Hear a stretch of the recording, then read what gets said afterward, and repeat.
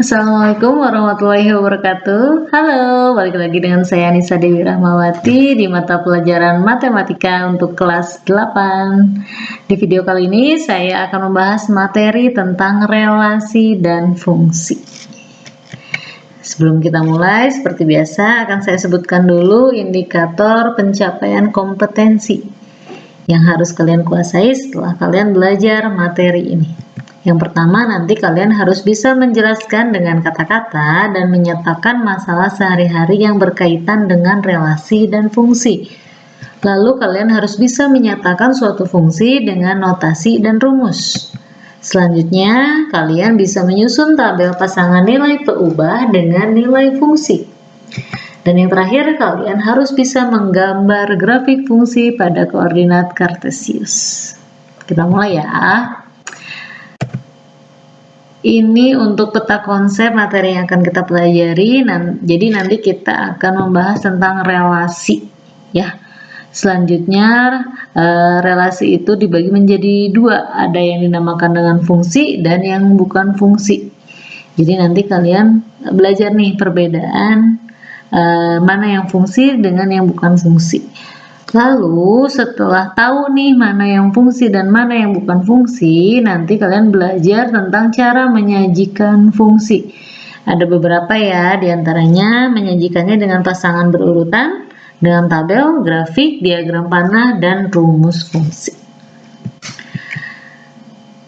Yang pertama, kita akan memahami dulu nih konsep relasi dua himpunan. Nah, sebetulnya kalian sudah belajar kan tentang himpunan di kelas 7 ya. Jadi tidak akan saya jelaskan lagi himpunan itu apa. Nah, ini ada dua himpunan. Himpunan A adalah nama siswanya dan himpunan B itu jenis buku yang dibeli. Narasinya seperti ini. Risa, Santi, Adip, dan Bara sedang membeli buku di toko buku. Risa dan Santi membeli novel, Adip membeli buku komputer dan buku kesehatan. Lalu Bara membeli buku pertanian. Nah, hubungan antara himpunan A dan himpunan B itu dapat disajikan seperti tabel di samping. Nah, himpunan A-nya yang ini ya, tuh, nih. Ini himpunan A itu adalah nama siswanya, ada tadi si Risa, Santi, Adip, dan Bara. Lalu himpunan B-nya itu adalah jenis buku yang dibeli. Ada novel, buku komputer, buku kesehatan, dan buku pertanian. Gitu. Nah, dari himpunan A ke himpunan B itu terdapat hubungan seperti berikut nih. Buku yang dibeli Risa dan Santi adalah novel. Jadi Risa dan Santi membeli buku yang sama, yaitu novel. Lalu buku yang dibeli Adip itu ada dua, ada buku komputer dan buku kesehatan. Dan buku yang dibeli Bara adalah buku pertanian. Maka hubungan atau relasi dari himpunan A ke himpunan B itu adalah buku yang dibeli. Ya. Jadi buku yang dibeli oleh Risa itu novel. Hubungannya ya, hubungan himpunan A dengan himpunan B, berarti buku yang dibeli oleh Risa itu adalah novel. Buku yang dibeli Bara itu adalah buku pertanian. Kayak gitu maksudnya. Sekarang dibalik, kalau himpunan B ke himpunan A, hubungannya seperti apa? Jadi dari himpunan B ke himpunan A, dibalik ya hubungannya. Seperti apa? Berarti siswa yang membeli buku novel, ininya ya, novel ini dibeli oleh Risa. Berarti kan siswa yang membeli novel itu adalah Risa dan Santi. Siswa yang membeli buku komputer itu adalah Adip. Siswa yang membeli buku kesehatan itu adalah Adip juga. Dan yang terakhir, siswa yang membeli buku pertanian itu adalah Bara. Maka relasi atau hubungan dari himpunan B ke himpunan A itu adalah siswa yang membeli ya. Ini relasinya nih, tadi yang kalau relasi dari himpunan A ke himpunan B itu adalah buku yang dibeli. Kalau sebaliknya dari himpunan B ke himpunan A itu relasinya adalah siswa yang membeli. Nih ya. Seperti itu konsep relasi. Jadi relasi itu sebetulnya hubungan ya. Sama seperti misalkan kalian dengan orang tua kalian. Nah, itu ada relasi, berarti ada hubungan. Hubungannya seperti apa? Hubungannya antara anak dan orang tua, ya, hubungan kekeluargaan. Itu contohnya. Selanjutnya, bagaimana cara menyajikan relasi? Ada beberapa cara. Ini yang pertama, menyajikan relasi berbentuk diagram panah. Nih, kayak gini. Yang tadi ya. Jadi diagram panah itu sama kayak yang kalian belajar himpunan nih. Kita ulang lagi. Ini himpunan A-nya. Kalian apa ya? Ini beri batas nih seperti ini. Ini bentuknya seperti ini ya, kotak. Di himpunan A tadi ada nama-nama siswanya, lalu diberi titik seperti ini, masing-masing anggota himpunannya. Nah, lalu ada panahnya. Ini yang menunjukkan relasinya. Jadi Risa, buku yang dibeli oleh Risa adalah novel, berarti kalian nanti kasih tanda panah dari titik si Risa ke titik si novel, kayak gitu. Tadi Santi juga beli novel, berarti titik si Santi hubungkan ke titik si novel juga, ya, pakai tanda panah. Nih tanda panahnya di tengah, seperti ini. Sama kayak menyajikan himpunan ya. Itu silahkan kalian buka lagi materi tentang himpunannya. Ini kalau dari himpunan B ke himpunan A juga sama, pakai tanda panah ya, kayak gini ya. Selanjutnya ada menyajikan relasi itu berbentuk himpunan pasangan berurutan. Nah, contohnya seperti ini. Relasi buku yang dibeli dari himpunan A ke himpunan B. Relasinya divariabelkan dengan R. Itu kalian tinggal tulis saja. Himpunannya berarti si Risa nih, Risa, novel. Jadi Risa pasangannya dengan novel. Santi pasangannya dengan novel juga. Si Adip tadi kan membelinya buku komputer. Nah, berarti Adip pasangannya dengan buku komputer ini ya. Disatukan dengan tanda kurung dan koma. Seperti ini. Ya. Sebaliknya tadi relasi siswa yang membaca, berarti dari himpunan B ke himpunan A. Ditulis himpunan B-nya yang terlebih dahulu kalian tulis, koma, himpunan A-nya siapa? Pasangannya siapa? Gitu. Ini yang namanya himpunan pasangan berurutan, ya.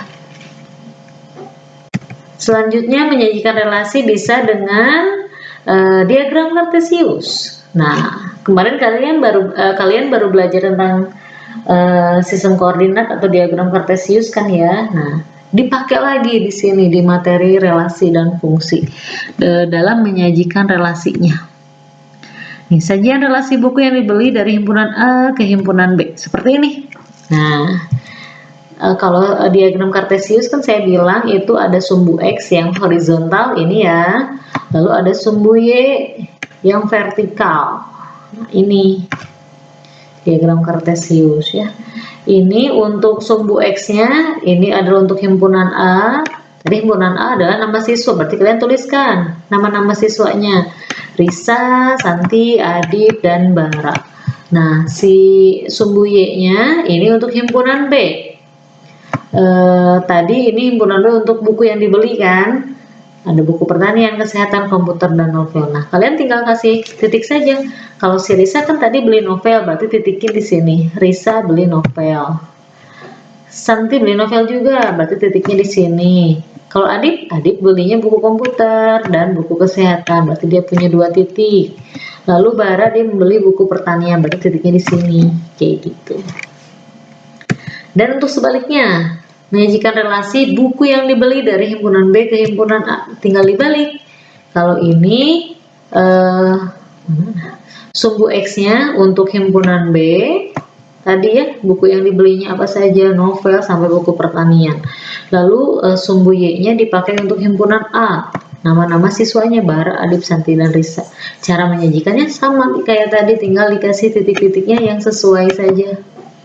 Novel tadi dibeli oleh Risa, dibeli sama Santi juga gitu. Dan selanjutnya,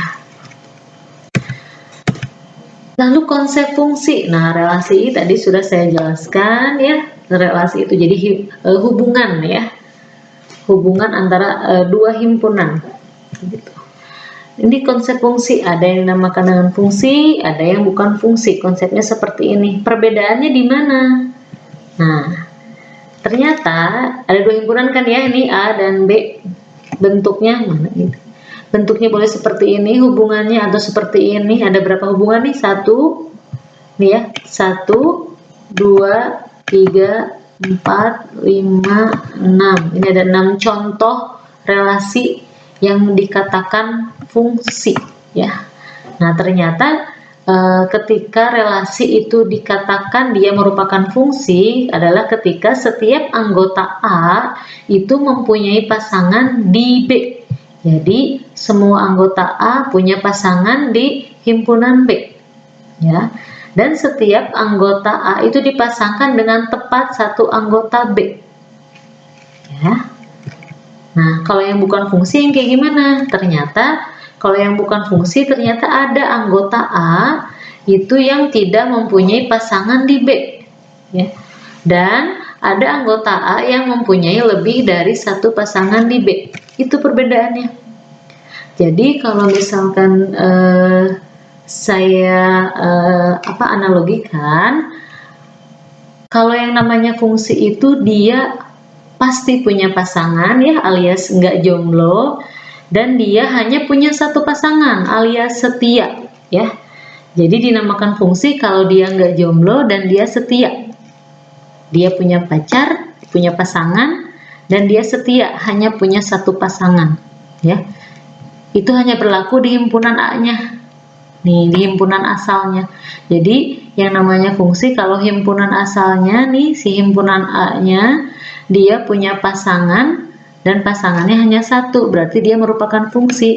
Nah, yang bukan fungsi kalau ada anggota himpunan asal si A ini yang jomblo nih kayak gini, dia nggak punya pasangan kan di B nih, dia nggak punya pasangan, berarti ini bukan fungsi. Lalu ada lagi nih anggota A, anggota himpunan A nih kayak si A kecil ini, dia punya dua pasangan di B, pasangannya dengan X dan dengan Z. Berarti dia bukan fungsi juga karena dia nggak setia ya, punya dua pasangan, selingkuh gitu ya.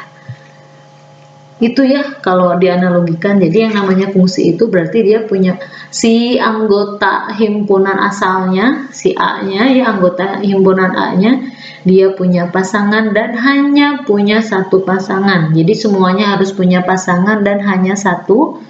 Sedangkan kalau bukan fungsi berarti ada anggota himpunan A yang tidak punya pasangan atau bahkan dia punya lebih dari satu pasangan, maka dia bukan fungsi.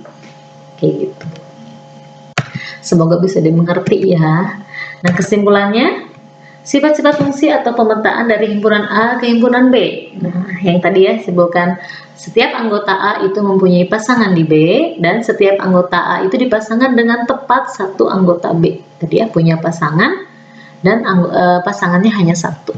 Nah, lalu jika banyak anggota himpunan A atau dinotasikan dengan NA ya, dan banyaknya anggota himpunan B dinotasikan dengan NB, maka banyak fungsi yang mungkin dari A ke B itu adalah anggota B dipangkatkan dengan jumlah anggota A ya. Lalu banyak fungsi yang mungkin dari B ke A itu adalah jumlah anggota A itu dipangkatkan jumlah anggota B. Jadi dibalik. Kalau masih bingung mengenai kesimpulan yang terakhir nih, yang ini, nah, akan kita bahas di video selanjutnya ya. Jadi untuk video selanjutnya kita akan belajar lebih dalam lagi mengenai fungsi, macam-macam fungsi, notasinya seperti apa, rumus fungsinya seperti apa, akan kita bahas di video selanjutnya. Nah, untuk video kali ini cukup sekian. Terima kasih atas perhatiannya, mohon maaf atas segala kekurangan dan kesalahannya. Semoga ilmu yang kita pelajari hari ini di video ini bermanfaat untuk kalian dan untuk saya juga. Kita ketemu lagi di video selanjutnya. Wassalamualaikum.